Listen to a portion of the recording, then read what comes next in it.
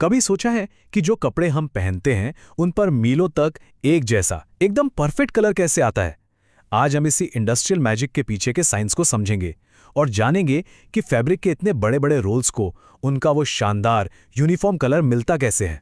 तो सवाल यही उठता है कि मीलों लंबे कपड़े को इतने बड़े पैमाने पर कैसे रंगा जाता है, और वो भी ऐसे कि हर एक इंच पर रंग एकदम परफेक्ट एक जैसा हो।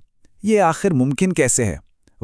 इस बड़ी चुनौती का जवाब एक बहुत ही स्मार्ट प्रोसेस में छिपा है। नाम है इसका बीम डाइंग। चलिए इसे थोड़ा आसान भाषा में समझते हैं। बीम डाइंग एक ऐसी टेक्निक है जिसमें बहुत ज़्यादा गर्मी, प्रेशर और एक खास किस्म के परफोरेटेड बीम का इस्तेमाल होता है। मतलब कपड़े को इस बीम पर लपेटा जाता है और फिर रंग के घोल को ज़बरदस्त प्रेशर के साथ कपड़े की एक एक परत से गुजारा जाता है ताकि हर रेशे तक रंग पहुंच सके।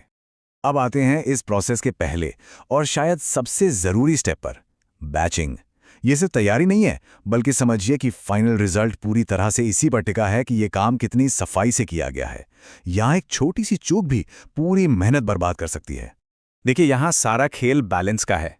कपड़े को बीम पर लपेटते वक्त एकदम सही टेंशन, सही खिंचाव बनाए रखना सबसे ज़रूरी है।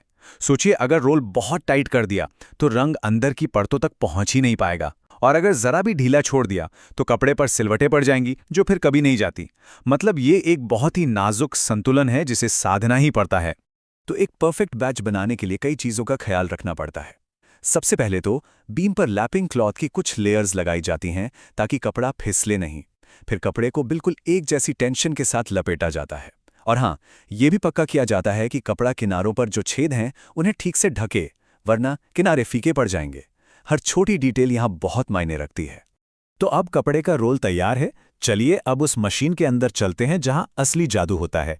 इसे समझने का सबसे आसान तरीका है कि इसे एक बहुत बड़े इंडस्ट्रियल प्रेशर कुकर की तरह सोचा जाए, जहाँ गर्मी और दबाव मिलकर रंग को हमेशा के लिए कपड़े का हिस्सा बना देते हैं। यहाँ इस स्लाइड पर मशीन का एक डायग्राम है। हमारा कपड़े का रोल अब इसी मेन वेसल यानी ए के अंदर रखा है। यहाँ जो बी है वो हीट एक्सचेंजर है जो टेम्परेचर कंट्रोल करता है, और ई ये है मेन पंप जो रंग के घोल को पूरे सिस्टम में सर्कुलेट करता है। ये जो मेन पंप है ना, ये बड़ा स्मार्टली काम करता है। ये सिर्फ एक ही डायरेक्शन में डाई नहीं फेंकता, बल्कि डाई की फ्लो की डायरेक्शन को बदलता रहता है। ज़्यादातर टाइम फ्लो अंदर से बाहर की तरफ होता है, लेकिन बीच बीच में इसे बाहर से अंदर भी किया जाता है। ऐसा इसलिए ताकि कपड़े का एक एक रेशा, एक एक कोना अच्छी तरह से रंग में डूब जाए, कुछ भी बाकी ना रहे। तो अब शुरू होता है इस प्रक्रिया का मेन इवेंट, डाइंग साइकिल। यहीं पर कपड़ा गर्मी और प्रेशर के एक इंटेंस दौर से गुजरता है, और इसी प्रक्रिया के आखिर में उसे अपना परमानेंट वाइब्रेंट कलर मिलता है। ये सिर्फ रंग वाला पानी नहीं होता, ये एक प्रॉपर केमिकल रेसिपी है। इसमें डिस्पर्सिंग एजेंट होता है जो रंग के पार्टिकल्स को आपस में चिपकने से रोकता है। फिर होता है वेटिंग एजेंट जो कपड़े को रंग सोखने में मदद करता है, और एसिटिक एसिड जो सही केमिकल माहौल बनाता है ताकि रंग कपड़े पर ठीक से चढ़ सके। टेम्परेचर को बहुत ही ध्यान से कंट्रोल किया जाता है, और इसमें सबसे इंपॉर्टेंट है ये क्रिटिकल जोन, 95 से 110 डिग्री सेल्सियस के बीच। टेम्परेचर को बहुत धीरे धीरे बढ़ाया जाता है, करीब आधा डिग्री प्रति मिनट। अगर यहाँ जरा भी जल्दबाजी हुई तो रंग कहीं ज्यादा कहीं कम चढ़ेगा और पूरी मेहनत बेकार हो जाएगी। और ये है पीक टेम्परेचर, 130 डिग्री सेल्सियस। ये उबलते हुए पानी से भी कहीं ज्यादा गर्म है। पॉलिएस्टर जैसे सिंथेटिक फाइबर्स के लिए इतनी ज्यादा गर्मी की जरूरत होती है ताकि रंग सिर्फ सतह पर ना चिपके, बल्कि फाइबर के अंदर जाकर उसका परमानेंट हिस्सा बन जाए। ये पूरी प्रक्रिया एक फिक्स्ड टाइमलाइन फॉलो करती है। क्रिटिकल जोन में ही करीब 30 से 40 मिनट लगते हैं, जहां हर मिनट कीमती होता है। फिर पीक टेम्परेचर पर कपड़े को लगभग 30 से 45 मिनट तक रखा जाता है ताकि रंग पूरी तरह से पक्का हो जाए और धोने पर कभी ना निकले। गर्मी और दबाव की इस भट्टी से निकलने के बाद भी कपड़े का सफर अभी खत्म नहीं हुआ है। अब बारी है उसे ध्यान से ठंडा करने और साफ करने की, ताकि हमें वो परफेक्ट फाइनल प्रोडक्ट मिल सके। इस आखिरी केमिकल वॉश को रिडक्शन क्लियरिंग कहते हैं।